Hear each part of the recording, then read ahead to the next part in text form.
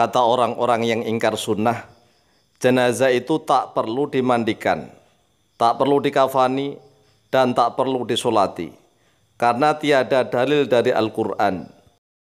Salam Pak Kiai, sudah lama sekali kita tidak berjumpa di dunia maya. Mungkin sudah sekitar 6 tahun kita tidak debat di grup Facebook. Tapi ternyata Pak Kiai saat ini membuka channel YouTube. Oleh sebab itu, mari kita lanjutkan perdebatan kita yang sempat tertunda dan belum tuntas. Assalamualaikum bima sabartum. Melanjutkan debat kita pada tahun 2014 di dalam grup Facebook tentang dalil dari Al-Quran yang menjelaskan bahwa jenazah itu wajib dimandikan, dikafani, disolati, dan dikuburkan.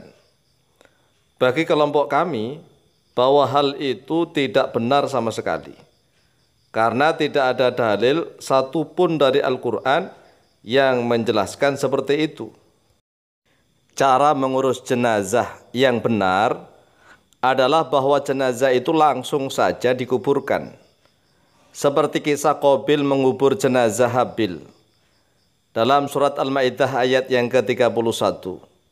Fab'atallahu ghuraban yabhathu fil ardi liyuriyahu kaifa yuwari saw'ata akhih. Jenazah itu tidak boleh dimandikan, dikafani, apalagi disolati. Lah wong sudah mati kok dimandikan dan dikafani. Entar masuk ke dalam tanah juga langsung kotor lagi, dan kain kafannya juga akan langsung rusak dan hancur. Apalagi kok disolati, itu namanya menyembah jenazah, karena jenazahnya ditaruh di depan orang yang sholat. Kami tantang Pak Kiai untuk menunjukkan satu dalil saja dari ayat Al-Quran yang menjelaskan tentang tata cara mengurus jenazah seperti yang dilakukan oleh orang-orang Islam yang bodoh itu. Kami ini juga beragama Islam, tetapi kami tidak sudi memakai hadis-hadis yang bukan firman Allah. Kami hidup hanya berpedoman pada Al-Quran saja, karena itu perintah Allah. Sedangkan di Al-Quran tidak ada satu ayat pun yang memerintahkan agar umat Islam memakai hadis-hadis manusia. Silakan tantangan kami dijawab Pak Kiai. Terima kasih. Baik, karena salam saudara menggunakan kalimat Salamun alaikum bima sabartum, maka saya jawab dengan menggunakan Wassalamun ala manittaba'al huda. Bismillah walhamdulillah alladzi ja'alana min ahli sam'i wa ta'ah wa waffaqana littiba'i sunnati wa mulazamatil jama'ah wa zajarna an kulli ma'siyati wa bid'ah.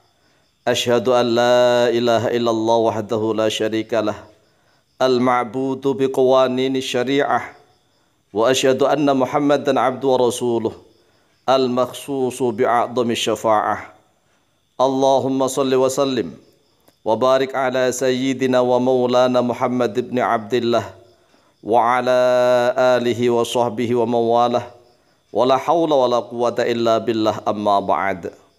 Faqad qala Allahu azza wa jal, a'udhu billahi minasyaitanir rajim, ya ayyuhalladzina amanu ati'u allaha wa ati'ur rasula wa ulil amri minkum fa in tanaza'tum fi syai'in farudduhu ila Allahi war rasuli in kuntum tu'minuna billahi wal yawmil akhir, dzalika khairu wa ahsanu ta'wila.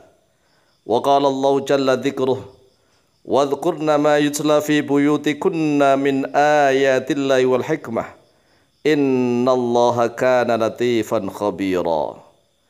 Al-hikmatu fi hadhil ayah hiya sunnatu Rasulillahi sallallahu alaihi wasallam. Saudaraku kaum muslimin wal muslimat dan saudaraku yang mengaku Islam tetapi tidak mau menggunakan hadis-hadisnya Rasulullah sallallahu alaihi wasallam. Ketahuilah bahwa di dalam surat An-Nisa ayat yang ke-59, redaksinya, ya ayyuhalladzina amanu atii'ullaha wahai orang-orang yang beriman, taatlah kalian kepada Allah. Dan Allah maha hidup selama-lamanya. Wa ati'ur rasulah, dan taatlah oleh kalian kepada Rasul. Sedangkan Rasulullah SAW telah wafat meninggalkan kita. Lalu bagaimana cara kita taat kepada Rasulullah? Apakah harus menggunakan Quran saja begitu? Bagi antum memang selama ini taat kepada Rasulullah itu ya diartikan hanya menggunakan Al-Quran. Padahal tidak begitu. Karena lafaz yang pertama atiullah itu Al-Quranul Karim. Yang kedua wa atiur rasulah, berarti menggunakan sunnah-sunnahnya Rasulullah. Kemudian yang ketiga wa ulil amri minkum, tanpa menggunakan lafaz wa ati'u, dan kepada yang mengurusi urusan di antara kalian. Bisa bermakna umara, pemerintah, bisa bermakna para ulama ahli ijtihad. Fa in tanaza'tum fi syai'in farudduhu ila Allah wa Rasul. Lalu jika kalian berselisih pendapat di dalam sesuatu, maka kembalikanlah kepada Allah dan kepada Rasulullah. Artinya kembalikan kepada Al-Quran dan kepada sunnah-sunnahnya Rasulullah. Kalau kita mengembalikan kepada Rasulullah sedangkan Rasulullah sudah wafat, bagaimana caranya? Ya caranya mengembalikan masalah itu kepada Al-Quranul Karim, ilallahi itu Al-Quran, wa Rasuli, dan kepada hadis-hadis sunnah-sunnahnya Rasulullah yang sahih. In kuntum tu'minuna billahi wal yawmil akhir, jika ada oleh kalian yaitu beriman kepada Allah dan hari akhir, dzalika khairu wa ahsanu ta'wilah, itulah yang lebih baik dan yang lebih bagus ta'wilan, berupa ta'wilnya. Kemudian di dalam surat Al-Ahzab ayat yang ke-34, qala Allah jalla dzikruh wadhkurna ma yusla fi buyutikunna, dan ingatlah oleh engkau wahai para istri-istri Nabi, sebutkanlah oleh engkau wahai para istri Nabi ma terhadap sesuatu yusla yang telah dibacakan terhadap dia ma fi buyutikunna di dalam rumah-rumah kalian, min ayatillahi dari ayat-ayat Allah, wal hikmati dan dari hikmah. Kalau yang disuruh membaca, yang dibaca di dalam rumah-rumah istrinya Rasulullah itu yang pertama adalah ayat-ayat Allah. Ayat-ayat Allah artinya apa? Al-Quranul Karim. Kemudian yang kedua wal hikmati, dan dari hikmah. Hikmah di sini diartikan apa? Ya diartikan sunnahnya Rasulullah SAW, yaitu hadis-hadis. Karena yang bisa dibaca adalah yang pertama ayat-ayat Allah yang berupa Al-Quran, dan hikmah di sini bisa dibaca yaitu berupa hadis-hadisnya Rasulullah. Innallaha kana latifan khabira, sesungguhnya Allah yaitu ada oleh Allah, latifan yaitu maha lembut, khabiran lagi yang memberikan kabar. Jadi jelas perintah menggunakan hadis-hadisnya Rasulullah itu dalam Al-Quranul Karim. Selanjutnya jawaban kami tentang tuntunan mengurus jenazah orang Islam dengan cara dimandikan, dikafani dan disolati adalah bersumber dari sunnah-sunnah Nabi Muhammad SAW. Jika saudara mengaku Islam tetapi saudara tidak sudi mengamalkan sunnah-sunnah beliau, maka jelas saudara termasuk orang-orang munafik yang sangat fasik. Jika orang munafik seperti saudara ini mati, meninggal dunia, maka kami sebagai orang Islam ahli sunnah wal jamaah dilarang untuk memandikan, mengkafani, dan mensolati jenazah saudara. Dalilnya ada di dalam Al-Quran surat At-Taubah ayat yang ke-83. Qala Allah azza wa jalla, a'udzu billahi minasyaitonir rajim, wa la tusalli ala ahadin minhum mata abadu wa la taqum ala qabrih.